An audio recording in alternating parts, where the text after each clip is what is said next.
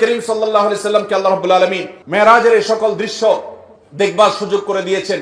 তিনি যখন দুনিয়াতে আসছেন, মেরাজ শেষ করে, সফর শেষ করে যখন ফিরে আসলেন, যথারীতি তার মেরাজের এই ঘটনা শোনার পর মক্কার মুশরিকদের অনেকে হাসাহাসি করতে লাগলো যে মুহাম্মদ এতদিন যা বলেছে আখিরাত হবে, এটা হবে, সেটা হবে এবং আল্লাহর ভয় আমাদেরকে দেখিয়েছে, এখন সে তো একেবারে অদৃশ্যের এমন এমন সব তথ্য দিচ্ছে, এগুলো অবৈজ্ঞানিক, এগুলো অযৌক্তিক।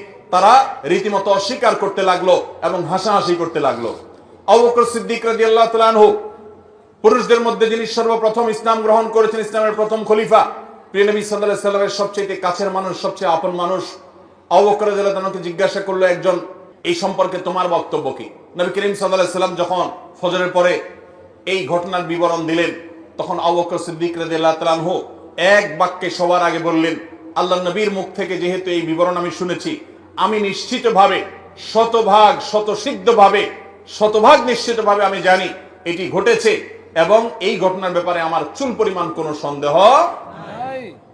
এই সাক্ষ্য দেওয়ার সাথে সাথে আল্লাহর হাবিব সাল্লাল্লাহু আলাইহি সাল্লামের তরফ থেকে এতদিন যাকে মানুষ আবু বকর জানতো, নবীজির পক্ষ থেকে নতুন উপাধি তিনি পেলেন, তাকে বলা হলো তিনি সিদ্দিক, সত্যবাদী, সত্যায়নকারী, সত্যকে সত্য বলে স্বীকারকারী এবং অকপটে স্বীকারকারী।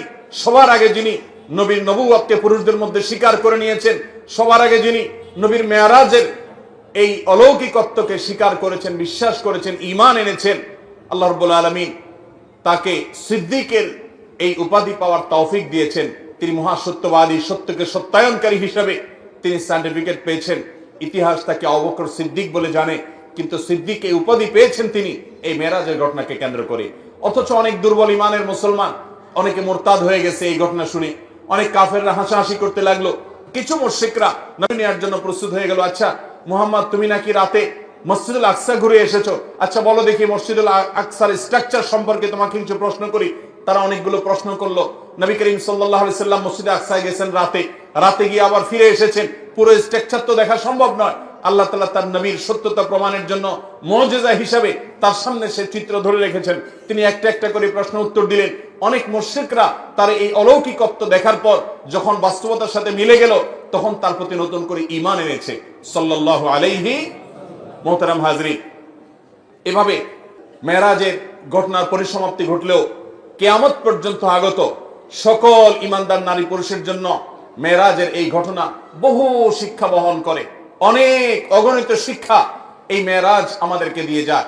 এর ভিতরে একটা বড় শিক্ষা হলো যে মানুষের জীবনে যখন দেয়ালে পিঠ থেকে যায়, যখন সকল দুয়ার বন্ধ হয়ে যায়, যখন পেরেশানি চূড়ান্ত পর্যায়ে চলে যায়, মানুষ যদি আল্লাহর প্রতি আস্থা রাখে, আল্লাহর প্রতি বিশ্বাস রাখে, আল্লাহর দিকে ধাবিত হয়, আল্লাহর দিকে রুজু হয়, আল্লাহর দিকে মোতাওয়াজ্জ হয়, আল্লাহর দিকে সে যদি আগায়, আল্লাহর প্রতি আস্থার চুল পরিমাণ ঘাটতি না থাকে, এই ব্যক্তিকে আল্লাহ রাব্বুল আলামিন এমন ভাবে সান্ত্বনা দিবেন যেমন ভাবে নবী করিম সাল্লাল্লাহু আলাইহি সাল্লামকে আমাল হুজনে এসে, পিতা চাচাকে হারানোর বছরে এসে, স্ত্রীকে হারানোর বছরে এসে, সহায় সম্বলহীন হওয়ার বছরে এসে, মক্কা এবং তায়েফের মানুষ থেকে বিতাড়িত হওয়ার বছরে এসে চরম অসহায় বোধ যখন করছিলেন, আল্লাহ তাকে যেরকম এমন সান্ত্বনা দেওয়া দিলেন যে সান্ত্বনা তার সকল কষ্ট লাঘব হয়ে গেল, সকল কষ্ট দূর হয়ে গেল, সামনে চলার শক্তি খুঁজে পেলেন, নতুন দিশা পেলেন, ৫ ওয়াক্ত নামাজের নতুন অস্ত্র আল্লাহর সাথে কানেক্টেড হওয়ার জন্য নতুন হাতিয়ার পেয়ে গেলেন। তাকে যেরকম আল্লাহ তাআলা সান্ত্বনা দিয়েছেন, মেরাজের ঘটনা আমাদেরকে শিক্ষা দেয় আমাদের জীবনে যত বিপদ আসুক, যত পেরেশানি আসুক, আমরা আল্লাহর দিকে রুজু থাকবো, আল্লাহর দিকে ধাবিত থাকবো। আল্লাহ রাব্বুল আলামিন আমাদের সমস্ত পেরেশানি দূর করবেন, সমস্ত বিপদ দূর করবেন, আমাদের প্রতি রহম করবেন এবং আল্লাহর কুদরত আমরা দেখতে পাবো ইনশাআল্লাহ। আল্লাহর উপরে আস্থা রাখবো তো ইনশাআল্লাহ। আল্লাহ তাআলা কোরআনে কারীমে বলেছেন, ওয়া মান ইয়াতাওয়াক্কাল আলাল্লাহ ফাহুয়া হাসবুহ। যে ব্যক্তি আল্লাহর উপরে তাওয়াক্কুল করবে, যে ব্যক্তি তাওয়াক্কুল করবে হাক্কা তাওয়াক্কুলিহি, যথাযথভাবে তাওয়াক্কুল করা, আল্লাহ তাআলা তার জন্য যথেষ্ট হয়ে যাবেন।